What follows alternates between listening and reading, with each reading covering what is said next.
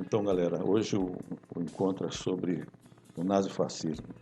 Como vocês podem ver, são duas doutrinas que nasceram na Europa, que é o lugar onde geralmente nascem as grandes ideologias, e o nazifascismo foi protagonizado principalmente por esses dois rapazes que estão aí. O que está com o braço estendido é o Benito Mussolini, o El Duce italiano e o Führer alemão Adolf Hitler. Os dois conseguiram tomar o poder, principalmente decorrente dos problemas que os italianos e os alemães tiveram logo após a Segunda Grande Guerra Mundial. Aí vocês podem ver algumas ideias que eles protagonizaram. Os partidos eram partidos únicos, fortes, autoritários, militaristas, baseados principalmente na crença de uma raça superior.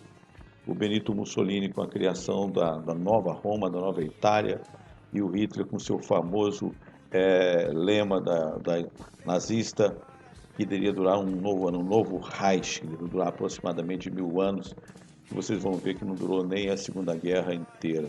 Beleza? Os dois eram dois rapazes que tiveram problemas de personalidade muito grande, principalmente o Hitler, que foi um ex-soldado alemão na Segunda Guerra Mundial, que foi ferido, e você já sabe que durante a Segunda Guerra Mundial, durante a Primeira Guerra Mundial, desculpa, a Alemanha sofreu uma derrota muito grande, e com isso teve que pagar indenizações, perdeu territórios, e a moral do povo alemão, que sempre foi caracterizado como um povo muito forte. Para vocês terem uma ideia, até hoje a Alemanha é um dos países mais poderosos do mundo e é o país que domina o bloco econômico da União Europeia. O nosso querido Hitler aproveitou todo esse problema que a Alemanha estava passando e resolveu seguir os passos do Benito Mussolini. Detalhe interessante lembrar, galera, é que todo mundo sempre fala do nazifascismo, provavelmente do nazismo, e esquece que o ídolo mesmo do Hitler era o Benito Mussolini e não o contrário. Aí dá para vocês verem nessa imagem como nasceu a ideia do fascismo, vem de fatio, do italiano, que era um feixe de varas usado pelos romanos. Eram várias varas amarradas que usavam como castigo. E o Benito Mussolini usou isso aí para ser o símbolo do seu novo ideal. Aí você vê o rei italiano, esse pequenininho de costas, ele acaba passando todo o poder para o Benito Mussolini por conta das crises que a Itália estava passando. E geralmente quando nós estamos em crise, aparece uma dessas figuras ditatoriais que assumem o poder prometendo levar o país à sua verdadeira glória, como foi o caso do Benito Mussolini, que era um camarada muito teatral. Vocês poderão ver algumas imagens dele, se vocês quiserem pesquisar mais na internet. Vocês vão ver o camarada discursando, parecia um ator. O Hitler também vai vir logo depois. As figuras dele muito teatrais, e isso parece que atrai determinadas pessoas, principalmente quando a nação está em baixa. No caso da Itália, foi a Primeira Guerra Mundial. Aí nós temos o rei Vítor Emanuel III, que acabou passando todo o poder para o nosso querido Benito Mussolini. O Benito Mussolini recebeu isso e foi pressionado. A partir de 1922, o rei que foi pressionado encarregou o Mussolini de tomar conta do governo italiano, que estava passando por um grande perrengue, como a mesma coisa estava acontecendo no mesmo momento na Alemanha nazista de Hitler. O povo abraçou a causa desses dois, baseada, como vocês vão ver, no imperialismo, no autoritarismo, no militarismo e principalmente no racismo, que foi uma das grandes chagas da história da humanidade. Vocês podem ver aí os camisas negras como eram conhecidos. Não pode esquecer que no Brasil também teve uma rapaziada que seguiu coisa como era aquela turma dos integralistas, e até o nosso querido Getúlio Vargas passou por um período muito grande disso. Era uma rejeição ao liberalismo, né, contra os comunistas. O líder era a figura máxima, como vocês podem ver. O Benito Mussolini recebeu o apelido de o Duce, não é isso? E a Itália entrou nessa. O Benito Mussolini organizou uma marcha para Roma.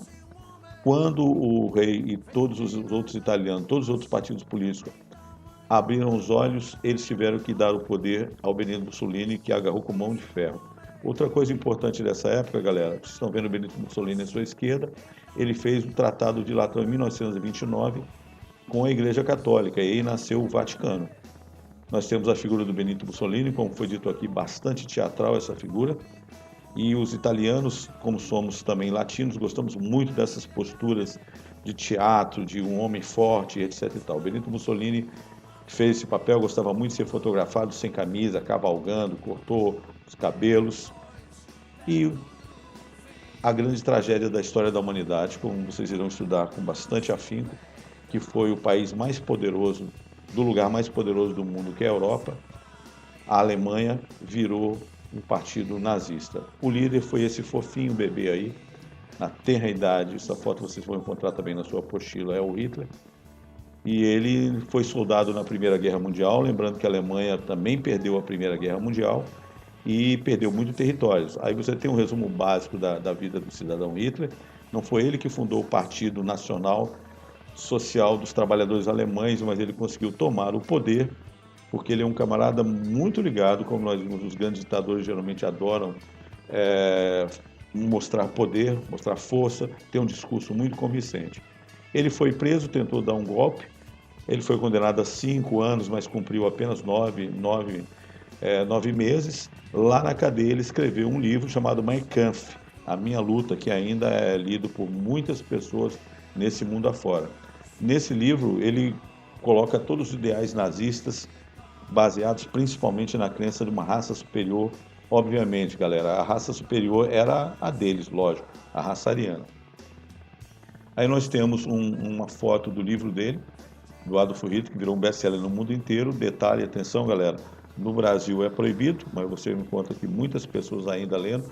O Hitler, nesse livro, ele coloca todos os ideais nazistas, sempre lembrando que o nazismo de Hitler teve muita base no fascismo do Benito Mussolini, o italiano. Como vocês podem ver aí nas principais características, um regime autoritário, fundamentalista, a base na superioridade da raça deles, obviamente que é a raça ariana, e que deu origem, entre outras coisas, à maior tragédia da história da humanidade, que foi a Segunda Grande Guerra Mundial. A Alemanha nazista perdeu a Segunda Guerra Mundial, os aliados venceram, a Alemanha sofreu uma grande derrota, a maior vergonha, foi dividida em duas, mas principalmente é destacar uma das principais consequências da Segunda Grande Guerra Mundial foi o Holocausto, a morte de 6 a 9 milhões de judeus durante a Segunda Guerra Mundial, capitaneadas pelo Hitler.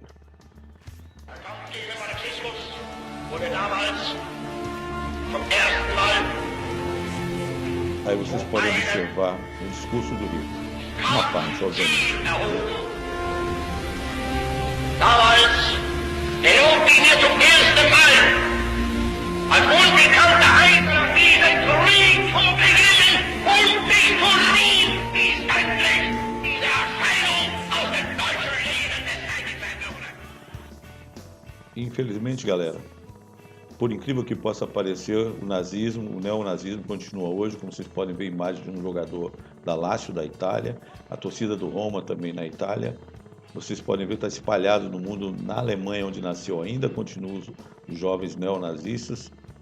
Vocês vão ver também nos Estados Unidos da América, uma liberdade de expressão muito maior também. Existe um grupo neonazista ligado aos racistas norte-americanos. E por incrível que pareça, essa foto é de um jovem senhor num bar na belíssima cidade de Belo Horizonte, aqui no Brasil. E agora, galera, para finalizar, uma cena genial, a última cena, para falar a verdade, do filme O Grande Ditador, do artista mais premiado do cinema mundial, Charlie Chaplin, para a gente pensar. Valeu, turma. Até. Human beings are like that. We want to live by each other's happiness, not by each other's misery. We don't want to hate and despise one another. In this world there's room for everyone, and the good earth is rich and can provide for everyone. The way of life can be free and beautiful, but we have lost the way. Greed has poisoned men's souls, has barricaded the world with hate, has goose-stepped us into misery and bloodshed. We have developed speed, but we have shut ourselves in. Machinery that gives abundance has left us in want. Our knowledge has made us cynical, our cleverness hard and unkind.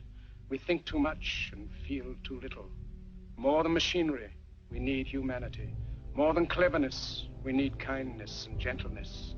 Without these qualities, life will be violent, and all will be lost. The aeroplane and the radio have brought us closer together. The very nature of these inventions cries out for the goodness in men, cries out for universal brotherhood, for the unity of us all. Even now, my voice is reaching millions throughout the world, millions of despairing men, women, and little children, victims of a system that makes men torture, and imprison innocent people. To those who can hear me, I say, do not despair. The misery that is now upon us is but the passing of greed, the bitterness of men who fear the way of human progress. The hate of men will pass, and dictators die, and the power they took from the people will return to the people. And so long as men die, liberty will never perish. Soldiers, don't give yourselves to brutes, men who despise you, enslave you, who regiment your lives, tell you what to do, what to think, and what to feel, who drill you, diet you, treat you like cattle, use you as cannon fodder. Don't give yourselves to these unnatural men, machine men with machine minds and machine hearts. You are not machines, you are not cattle, you are men. You have the love of humanity in your hearts. You don't hate, only the unloved hate, the unloved and the unnatural. Soldiers, don't fight for slavery, fight for liberty. In the 17th chapter of St. Luke it is written, the kingdom of God is within man, not one man nor a group of men, but in all men, in you. You, the people, have the power to create machines, the power to create happiness. You, the people, have the power to make this life free and beautiful, to make this life a wonderful adventure. Then in the name of democracy, let us use that power. Let us all unite. Let us fight for a new world, a decent world, that will give men a chance to work, that will give youth a future and old age a security. By the promise of these things, brutes have risen to power, but they lie. They do not fulfill that promise. They never will. Dictators free themselves, but they enslave the people. Now let us fight to fulfill that promise. Let us fight to free the world, to do away with national barriers, to do away with greed, with hate and intolerance. Let us fight for a world of reason, a world where science and progress will lead to all men's happiness. Soldiers, in the name of democracy, let us all unite!